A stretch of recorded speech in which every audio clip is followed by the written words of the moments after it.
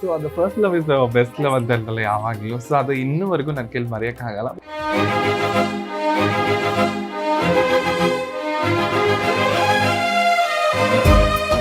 Cute ಆಗಿತ್ತು ಅದು ಒಂಥರ.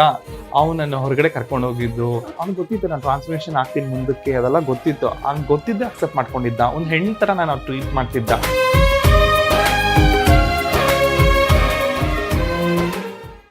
ಸಡನ್ ಆಗಿ ಮಗಳಾಗಿ ಚೇಂಜ್ ಆಗ್ತಾಳೆ ಅಂದ್ರೆ ಎಷ್ಟೇ ಪ್ರೀತಿ ಇರ್ಬೋದು, ಅಕ್ಸೆಪ್ಟ್ ಮಾಡ್ಕೊಳಕ್ ಸಾಧ್ಯ ಇಲ್ಲ.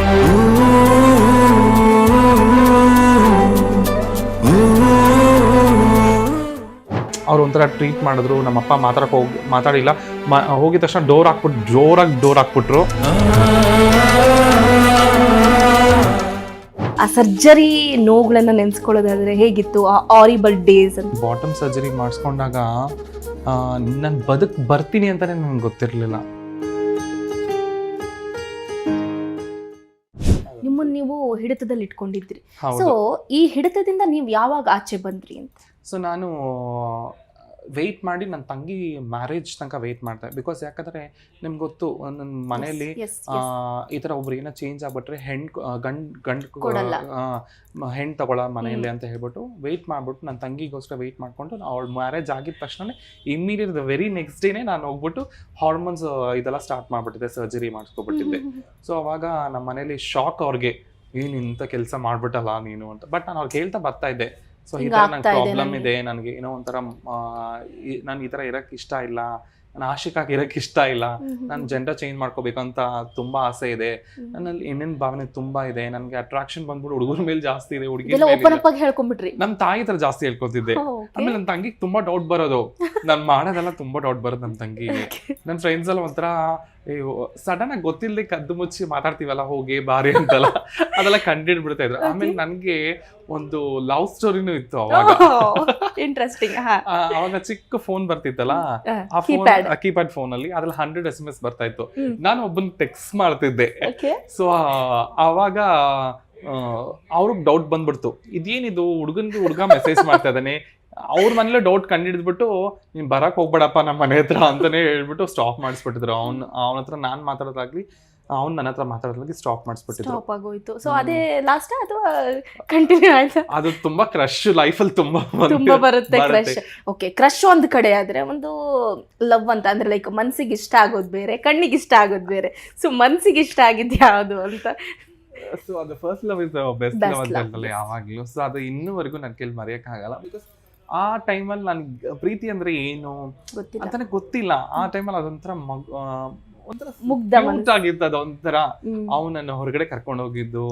ಸೊ ನಾನು ಹುಡುಗನಾಗೆ ಇದ್ದೆ ಅವಾಗ, ಬಿಫೋರ್ ದ ಟ್ರಾನ್ಸ್ಫಾರ್ಮೇಶನ್ ನಾನು ಹೇಳಿದ್ರು. ಬಟ್ ಅವ್ನಿಗೆ ಗೊತ್ತಿತ್ತು ನಾನು ಟ್ರಾನ್ಸ್ಫಾರ್ಮೇಷನ್ ಆಗ್ತೀನಿ ಮುಂದಕ್ಕೆ, ಅದೆಲ್ಲ ಗೊತ್ತಿತ್ತು. ಅವ್ನಿಗೆ ಗೊತ್ತಿದ್ದೆ ಅಕ್ಸೆಪ್ಟ್ ಮಾಡ್ಕೊಂಡಿದ್ದ. ಒಂದು ಹೆಣ್ಣು ತರ ನಾನು ಟ್ರೀಟ್ ಮಾಡ್ತಿದ್ದ. ಅವಾಗ ಅದು ಲವ್ ಒಂಥರ ಡಿಫ್ರೆಂಟ್ ಆಗಿರ್ತಿತ್ತಲ್ಲ ಅಲ್ವಾ? ನಾವ್ ಹೆಂಗಿದ್ರು ಅಕ್ಸೆಪ್ಟ್ ಮಾಡ್ಕೊಳ್ಳೋದೇ ಬೇರೆ, ಅದು ಟ್ರೂ ಲವ್ ಅನ್ಸುತ್ತೆ. ಓಕೆ, ಅದನ್ನ ನಿಮ್ಗೆ ಮರೆಯಕ್ ಆಗ್ತಿಲ್ಲ. ಈಗ ಓಕೆ ಫೈನ್ ಆಯ್ತು, ನೀವು ಈಗ ಟ್ರಾನ್ಸ್ ವುಮೆನ್ ಆಗಿ ಚೇಂಜ್ ಆಗಿದ್ದೀರಾ. ಸೊ ಇದನ್ನು ನಿಮ್ಮ ಫ್ಯಾಮಿಲಿ ಯಾವ ಥರ ಅಕ್ಸೆಪ್ಟ್ ಮಾಡ್ಕೋತಾರೆ? ನೋಡಿ, ಈಗ ನೀವು ಹೇಳಬೇಕಂತಂದರೆ ಒಂದು ಒಳ್ಳೆ ಮನೆತನದಿಂದ ಬಂದಿರುವಂತಹ ಹೆಣ್ಣು ಮಗಳು. ಸೊ ತಂದೆ ತಾಯಿ ತುಂಬ ಚೆನ್ನಾಗಿ ಬೆಳೆಸಿದ್ದಾರೆ.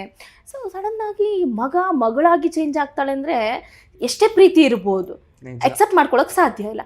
ಸೊ ನಿಮ್ಮ ತಂದೆ ನಿಮ್ಮನ್ನ ಯಾವ ಥರ ಟ್ರೀಟ್ ಮಾಡಿದ್ರು? ಮೊದಲೇದಾಗಿ ನಾನು ಒಂದು ದಿವಸ ಏನು ಮಾಡ್ತೀನಿ, ನನ್ನ ಕಮ್ಯುನಿಟಿಯಲ್ಲಿ ನನಗೆ ರೆಕಗ್ನೈಸ್ ಮಾಡಿ ಕರೀತಾರೆ, ಒಂದು ಮಾತಾಡೋಣ, ಒಂದು ಡಿಸ್ಕಷನ್ ಅಂತ ಹೇಳ್ಬಿಟ್ಟು.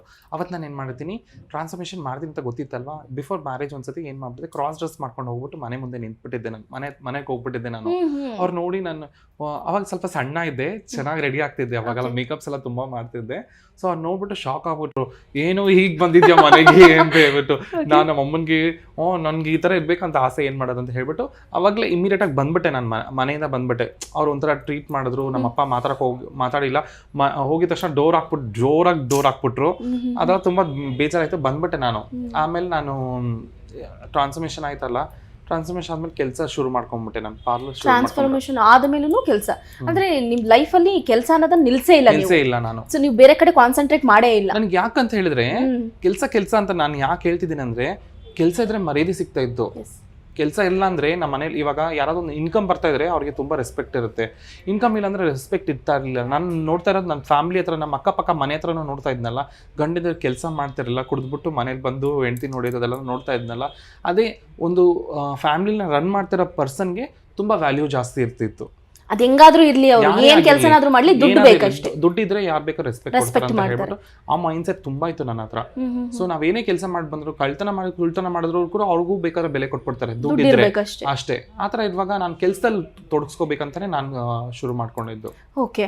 ಸೊ ನೀವು ಹೆಂಗೆ ಅಂತಂದ್ರೆ ಈ ಸರ್ಜರಿಗಳಿರುತ್ತಲ್ಲ, ಸರ್ಜರಿಗಳು ಅನ್ನೋದು ಅಷ್ಟು ಈಸಿ ಅಲ್ಲ ಹೇಳಬೇಕು ಅಂತಂದ್ರೆ. ನೀವು ಪಟ್ಟಂತಹ ಸ್ಟ್ರಗಲ್ಲು, ಆ ಸರ್ಜರಿ ನೋವುಗಳನ್ನು ನೆನೆಸ್ಕೊಳ್ಳೋದಾದ್ರೆ ಹೇಗಿತ್ತು ಆ ಆರಿಬಲ್ ಡೇಸ್ ಅಂತ? ನಾನು ನಿಜ ಹೇಳ್ತೀನಲ್ಲ, ನಾನು ಬಾಟಮ್ ಸರ್ಜರಿ ಮಾಡಿಸ್ಕೊಂಡಾಗ ನಾನು ಬರ್ತೀನಿ ಅಂತಾನೆ ನನಗೆ ಗೊತ್ತಿರಲಿಲ್ಲ. ಭಯ ಇತ್ತು. ಬಿಕಾಸ್ ಬಾಟಮ್ ಸರ್ಜರೀಸ್ ಅವಾಗ ಸಿಗ್ನೇಚರೀಸ್ ಮಾಡ್ಕೊಂಡ್ಬಿಟ್ಟಿರ್ತಾರೆ ನಮ್ಮ ಹತ್ರ. ಏನಂತ ನಾವು ಏನೇ ಹೆಚ್ಚು ಕಮ್ಮಿ ಆದರೂ, ಬಿಕಾಸ್ IBP ಆ ಥರ ಎಲ್ಲ ಆಗಿ ಒಬ್ಬೊಬ್ರು ಡೆತ್ ಆಗೋ ಚಾನ್ಸಸ್ ತುಂಬ ಇದೆ ಅಂತ ಹೇಳ್ಬಿಟ್ಟು, ಇವಾಗ ಏನೇ ಸೂಕ್ಷ್ಮವಾಗಿ ಮಾಡಿದ್ರು ಕೂಡ, ಹೈಜಿನಿಕ್ ಆಗಿ ಮಾಡಿದ್ರು ಕೂಡ ಕೆಲವೊಂದು ವಿಷಯದಲ್ಲಿ ಮಿಸ್ಟೇಕ್ಸ್ ಆಗುತ್ತೆ. ಬಿಕಾಸ್ ಅದಂತ ಹೇಳಿದ್ರೆ ಗುಪ್ತ ಅಂಗಾಂಗ, what ever private part is very important ಅಲ್ವಾ. ಸೊ ಅದೆಲ್ಲ ತುಂಬ ಭಯ ಆಯಿತು ನನಗೆ. ನಾನು ಬರ್ತೀನಾ ಅನ್ನೋ ಭಯ ತುಂಬ ಕಾಡ್ತಿತ್ತು ನನಗೆ. ಸೊ ಆ 41 days ಸಪ್ರೇಟಾಗಿದ್ದು, ಸೊ ಆ ಯೂರಿನ್ ಪೈಪ್ ಹಾಕ್ಕೊಂಡು ಅದೆಲ್ಲ ಆಗಿ ಮತ್ತೆ ಫಂಕ್ಷನ್ಸ್ ಸಪ್ರೇಟ್ ಅಂದ್ರೆ ಯಾವ ತರ? ಸೊ ನಮ್ಮ ಕಲ್ಚರಲ್ಲಿ ಏನಾಗುತ್ತೆ ಅಂತ ಹೇಳಿದ್ರೆ 41 ದಿವಸ 48 days ಇಲ್ಲ 41 days ತರ ಮಾಡ್ತಾರೆ. ಸೊ ಅದು ಯಾರಿಗೂ ಮುಖ ತೋರಿಸಲ್ಲ. ನಾವು out of the family means ಯಾರನ್ನು ಅಲೋ ಮಾಡ್ತಾ ಹೋಗ್ಬಿಡುತ್ತೆ, ಸಪ್ರೇಟ್ ಆಗಿ ಮಲಗಿಸ್ತಾರೆ ನಮಗೆ. ಸೊ ಬಂದು ಚಪಾತೀಸ್ ಕೊಟ್ಟು ತುಪ್ಪ ಹಾಕಿ ಕೊಡ್ತಾರೆ.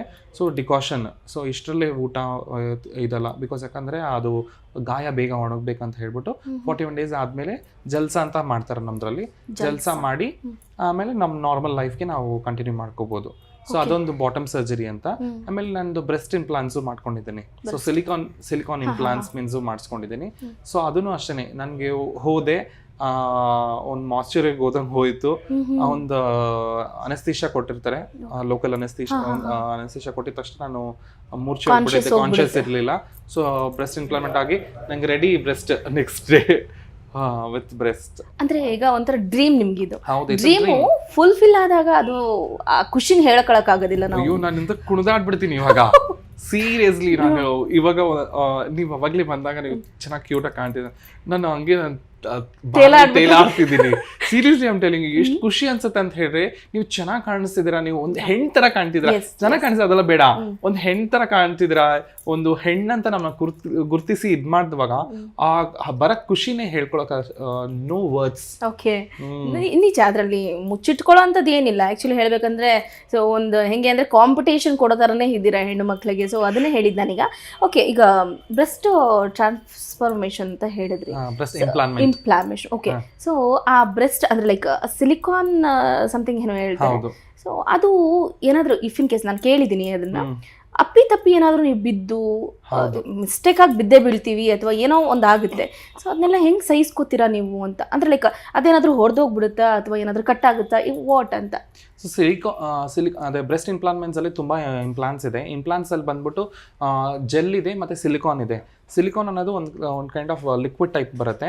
ಸೊ ಇವಾಗ ಏನಾಗುತ್ತೆ ಅಂದ್ರೆ ನಮಗೆ ಬ್ರೆಸ್ಟ್ ಇಂಪ್ಲಾಂಟ್ಮೆಂಟ್ ಇಲ್ಲಿ ಸ್ಟಿಚಸ್ ಹಾಕಿರ್ತಾರೆ. ಬ್ರೆಸ್ಟ್ ಇಂಪ್ಲಾಂಟ್ಮೆಂಟ್ ಮಾಡಿ ಕೆಳಗಡೆ ಸ್ಟಿಚಸ್ ಇರುತ್ತೆ. ಸೊ ಇನ್ ಕೇಸ್ ಏನಾದ್ರು ಕೆಳಗಡೆ ಬಿದ್ರು ಇಲ್ಲ ಏನಾದ್ರೂ ಹೊರಗಡೆ ಬಂದ್ಬಿಡುತ್ತೆ ಅದು. ಸೊ ದ ಮೆನಿ ಕೇಸಸ್, ಆ ಥರ ಕೇಸಸ್ಸು ಇದೆ. ಒಂದೊಂದ್ಸತಿ ಒಂದೊಂದು ಬ್ರೆಸ್ಟ್ ಬಿದ್ದೋಗಿರೋದು ಇದೆ. ಸೊ ಇನ್ಫೆಕ್ಷನ್ ಆಗಿರೋದು ಕೇಸಸ್ ಇದೆ. ಒಂದೊಂದು ಸಿಂಗಲ್ ಬ್ರೆಸ್ಟ್ ಅಲ್ಲಿ ಇರೋರು ಇದ್ದಾರೆ ತುಂಬಾ ಜನ. ಸಿಂಗಲ್ ಬ್ರೆಸ್ಟ್ ಇವಾಗ ಒಂದು ಸಕ್ಸಸ್ಫುಲ್ ಆಗಿರುತ್ತೆ, ಒಂದು ಅನ್ಸಕ್ಸಸ್ಫುಲ್ ಇರುತ್ತೆ. ಕೆಲವೊಂದು ಕೇಸಸ್ ಅಲ್ಲಿ it's a rare cases, 1 or 2 cases ಅಲ್ಲಿ ನಾನು ನೋಡಿದ್ದೀನಿ. ನನ್ಗೆ ಗೊತ್ತಿರೋರೆ 2-3 ಜನ ಸಿಂಗಲ್ ಬ್ರೆಸ್ಟ್ ಅಲ್ಲಿ ಇದ್ರು. ಇವಾಗ ಸರ್ಜರೀಸ್ ಮಾಡಿಸ್ಕೊಂಡು 2 ಬ್ರೆಸ್ಟ್ ಇದೆ ಅವ್ರಿಗೆ. ಇವಾಗ ಈಗ ಸರ್ಜರಿ ಇದನ್ನ ನೋಡ್ತಾ ಇದ್ರೇನೆ ಒಂಥರ ಭಯ ಅನ್ಸುತ್ತೆ. ಈ ಸರ್ಜರಿಗಳಿಗೆಲ್ಲ ಎಷ್ಟು ಕಾಸ್ಟ್ ಆಗುತ್ತೆ? ಅಂದ್ರೆ ಈಗ ನಾರ್ಮಲ್ ಪೀಪಲ್ ಅಂದ್ರೆ ಲೈಕ್ ನಿಮ್ಮಂತ ಕನ್ಸು ಕಟ್ಕೊಂಡಿರೋರು ಮಾಡಿಸ್ಕೊಳ್ಳೋದಕ್ಕೆ ಸಾಧ್ಯನಾ ಅದು? ಅಂತ. ಸೊ ಈ ಕನಸು ನೆರವೇರಿಸೋಕ್ಕೆ ಎಷ್ಟು ಕಷ್ಟಪಟ್ಟಿದ್ದೀವಿ ಗೊತ್ತಾ. ಆ ಫೈನಾನ್ಷಿಯಲಿ ಸೇವಿಂಗ್ಸ್ ಅಂತ ಇರುತ್ತಲ್ಲ, ನಮ್ಮ ಹತ್ರ ಸೇವಿಂಗ್ಸ್ ಎಲ್ಲ ತುಂಬ ಕಷ್ಟ ಆಗುತ್ತೆ. ಬಟ್ ನಾನು ಸೇವಿಂಗ್ಸ್ ಮಾಡಿಕೊಂಡು ಇವಾಗ ಬಾಟಮ್ ಸರ್ಜರಿಲಿ ತುಂಬ ಡಿಫ್ರೆಂಟ್ ಸರ್ಜರೀಸ್ ಇದೆ. ಸೊ ನಾರ್ಮಲ್ ಸರ್ಜರೀಸ್ ಬರುತ್ತೆ. ಸೊ ಜಸ್ಟ್ ನಾರ್ಮಲಾಗಿ ಕಟ್ ಮಾಡಿ ಅಂಗಾಂಗ ಇದೆಯಲ್ಲ ಅದನ್ನ ಕಟ್ ಮಾಡಿ ನಾರ್ಮಲ್ ಆಗಿ ಇದು ಮಾಡೋದಿರುತ್ತೆ. ಅದರಲ್ಲಿ ಕಟ್ ಮಾಡ್ತಾರೆ ಮೀನ್ಸ್ ಪೆನೀಸ್ ಇರುತ್ತಲ್ಲ, ಪೆನೀಸ್ ಮತ್ತೆ ಟೆಸ್ಟಿಕಲ್ಸ್ ಇರುತ್ತಲ್ಲ, ಸೊ ಅದನ್ನ ಕಟ್ ಮಾಡಿ ಸೊ ಅದನ್ನ ನಾರ್ಮಲ್ ಆಗಿ ಇದು ಮಾಡಿರ್ತಾರೆ. ಸೊ ಅದು ಬಿಟ್ರೆ ಇನ್ನೊಂದಿದೆ SRS ಅಂತಿದೆ, sex reassignment surgery. It's kind of women vagina ತರ ಮಾಡಿರ್ತಾರೆ. ನೀವು ಆ ಥರ ಸರ್ಜರಿ ನಾನು SRS ಮಾಡಿಸ್ಕೊಂಡಿದ್ದೀನಿ. ಸೊ ಅದರಲ್ಲಿ ಇನ್ನೂ ಅಡ್ವಾನ್ಸ್ ಅಂತ ಬಂದಾಗ ಸೊ ಕಂಪ್ಲೀಟ್ ಆಗಿ ವಿಮೆನ್ ತರಾನೇ. So they can have a pleasure with men ಅಂತಾನೋ ಆ ಥರನೂ ಸರ್ಜರೀಸ್ ಇದೆ. ಸೊ ಒಂದು ಕಂಪ್ಲೀಟ್ ಆಗಿ ಒಂದು ಹೆಣ್ಣು ಒಂದು ಗಂಡನ ಜೊತೆ ಹೆಂಗೆ ಸೆಕ್ಷುವಲ್ ಆಗಿ ಮೂವ್ ಆಗ್ಬೋದು ಆ ಥರ ಕಂಪ್ಲೀಟ್ ಆಗಿ ಇವಾಗ ಸರ್ಜರೀಸ್ ತುಂಬಾ ಬಂದಿದೆ. ಸೊ ಅದ್ರಲ್ಲಿ ತುಂಬಾ ವೆರೈಟೀಸ್ ಇದೆ. 50,000 ಇಂದ ಹಿಡಿದು 3 lakhs 4 lakhs 5 lakhs 10 lakhs ತನಕನೂ ಸರ್ಜರೀಸ್ ಇದೆ, ಬಾಟಮ್ ಸರ್ಜರೀಸ್. ಅಂದ್ರೆ ಹಣ ಜಾಸ್ತಿ ಆದಂಗೆಲ್ಲ ಬೆನಿಫಿಟ್ಸ್. ಹೌದು. ಇವಾಗ ನಮ್ಗೆ ಇವಾಗ ಒಂದು ಕಾಫಿ ಬಂದ್ಬಿಟ್ಟು ನಾರ್ಮಲ್ ಆಗಿ 10 ರೂಪಾಯಿ ಇರುತ್ತೆ, ನಾವು ಅದನ್ನ ರೋಡ್ ಸೈಡ್ ಕುಡಿದಲ್ಲ ಒಂದೇ ಸ್ಟಾರ್ ಬಕ್ಸ್ ಅಲ್ಲಿ ಕುಡಿಯೋದು ಬೇರೆ. ಓಕೆ, ತುಂಬಾ ಡಿಫ್ರೆನ್ಸ್ ಆಗ್ತಾ ಹೋಗ್ತಾ ಇದೆ. The way of the quality ಮತ್ತೆ ನಿಮಗೆ ಸ್ಟೇ ಮಾಡಕ್ಕೆ ಹಾಸ್ಪಿಟಲ್ ಇದು ಮಾಡ್ಕೊಳಕ್ಕೆ ಉಳ್ಕೊಳಕ್ಕೆ ಎಲ್ಲಾನು ಫೆಸಿಲಿಟೀಸ್ ಎಲ್ಲ ಪ್ಯಾಕೇಜ್ ಟೈಪ್ಸು ಮಾಡ್ಬಿಡ್ತಾರೆ ಇವಾಗ. ಸೊ ಆ ಟೈಮಲ್ಲಿ ಅಂದ್ರೆ ನೀವು ಹೇಳಿದ್ರಿ ನೀವು ಹತ್ರ ಒಂದು 7 ರಿಂದ 8 ಲಕ್ಷ ರೂಪಾಯಿವರೆಗೂ ಖರ್ಚು ಮಾಡಿರ್ತೀರ. ಸೊ ಆ ಸಂದರ್ಭದಲ್ಲಿ ನಿಮಗೆ ಹಣದ ಸೌಲಭ್ಯ ಹೆಂಗೆ ಸಿಕ್ತು ಅಂತ? ಸೊ ನಾನು ಆ್ಯಕ್ಚುಲಿ ನಾನು ಸ್ವಲ್ಪ ಕೆಲಸ ಮಾಡ್ಕೊಂಡಿದ್ದೆ ಅಂತ ನಾನು ಹೇಳಿದ್ನಲ್ಲ. ಸೊ ಹತ್ರ ಆ ಕೆಲಸದಲ್ಲಿರೋ ಅಮೌಂಟಲ್ಲೇ ನಾನು ಸ್ವಲ್ಪ ಕೆಲಸ ಇದು ಮಾಡ್ಕೊಂಡಿದ್ದು, ಸರ್ಜರೀಸ್ ಮಾಡ್ಕೊಂಡಿದ್ದು. ಸೊ ನಾನು ಯಾವುದೇ ರೀತಿಯಾಗಿ ಸೆಕ್ಸ್ ವರ್ಕ್ ಆಗಲಿ ಬೆಗ್ಗಿಂಗ್ ಆಗಲಿ ಯಾವುದ್ರಲ್ಲೂ ನಾನು ಇದುವರೆಗೂ ಇನ್ವಾಲ್ವ್ ಆಗಿರಲಿಲ್ಲ. ಸೊ ನಾನು ಯಾವುದೋ ಇದುವರೆಗೂ ನಾನು ಅದು ಪ್ರಯತ್ನ ಮಾಡಿಲ್ಲ ಆ್ಯಕ್ಚುಲಿ. ಓಕೆ, ಸೊ ಕೇಳಿದ್ರೆ ಖುಷಿ ಆಗುತ್ತೆ. ಬಟ್ ಕೆಲವೊಂದು ಇನ್ಸಿಡೆಂಟ್ಸ್ ನಡೆದಿರುತ್ತೆ. ಯಾಕಂತಂದ್ರೆ ಟ್ರಾನ್ಸ್ ವುಮೆನ್ ಅಂದರೆ ಸೊ ಕೆಲವೊಬ್ಬರು ಕಾಮಾಂಧರು ನೋಡೋ ನೋಟನೇ ಬೇರೆ ಆಗಿರುತ್ತೆ. ಸೊ ನಿಮಗೆ ಆ ಥರ ಬ್ಯಾಡ್ ಎಕ್ಸ್ಪೀರಿಯನ್ಸ್ ಏನಾದರೂ ಆಗಿದೆಯಾ ಅಂತ? ತುಂಬ ಆಗಿದೆ, ಒಂದೊಂದ್ಸತಿ ತುಂಬ ನೋವಾಗುತ್ತೆ ಅದೆಲ್ಲ. ಒಂದು ಯಾವುದಾದ್ರೂ ಶೇರ್ ಮಾಡೋದಾದ್ರೆ? ಸೊ ಫಸ್ಟ್ ಆಫ್ ಆಲ್ ನಾನು ಈ ಬೈ ಕಾಲ್ಸಲ್ಲಿ ಮೆಸೇಜಸಲ್ಲಿ ಇರಿಟೇಟ್ ಮಾಡ್ತಾರಲ್ಲ, ಅದೇ ನಾನು ಹೇಳ್ತೀನಲ್ಲ, ತುಂಬ ಹರ್ಟ್ ಮಾಡಿರುತ್ತೆ ಅದೆಲ್ಲ. ಕೆಲವೊಂದು ವಿಷಯಗಳು ಅದೆಲ್ಲ ನೆನೆಸ್ಕೊಂಡ್ರೆ ನಾವು ಹೊರಗಡೆ ಹೋಗ್ತೀವಿ. ಇವಾಗ ನಾನು ಡ್ರೈವ್ ಮಾಡ್ತಾ ಹೋಗ್ತಾ ಇರ್ತೀನಿ ಅಂತ ತಿಳ್ಕೊಳ್ಳಿ, ಕರ್ಕೊಂಡೋಗಿ ತುಂಬ ಸೆಕ್ಷುವಲ್ ಅಬ್ಯೂಸ್ ಮಾಡೋದು ಆ ಥರ ಎಲ್ಲ ಅನ್ವಾಂಟೆಡ್ಲಿ ಆ ಥರ ಟ್ರೈ ಮಾಡಿದ್ದಾರೆ. ಬಟ್ ನಾನು ಗ್ರೇಸ್ಫುಲಿ ನಾನು ಯಾವುದಕ್ಕೂ ಅದ್ರಲ್ಲಿ ಸಿಕ್ಕಾಕೊಂಡಿಲ್ಲ. ಆ ಥರ ಘಟನೆ ನನ್ನ ಲೈಫಲ್ಲಿ ಆಗಿಲ್ಲ. ತುಂಬ ಅಂದರೆ ಲೈಕ್ ಆ ಥರ ಜಾಲದಲ್ಲಿ ಬಿದ್ದಿದ್ದೀರಾ, ಬಟ್ ಇದು ಯಾವುದೋ ಮುಂದಕ್ಕೆ ಇದಾಗಿಲ್ಲ ಅಷ್ಟೇ. ಬಟ್ ಗ್ರೇಟ್ ಅಂತಲೇ ಹೇಳಬೇಕು. ಹೆಚ್ಚಿನ ಸುದ್ದಿಗಳಿಗಾಗಿ ನಮ್ಮ ಚಾನೆಲ್ನ ಸಬ್ಸ್ಕ್ರೈಬ್ ಮಾಡಿ.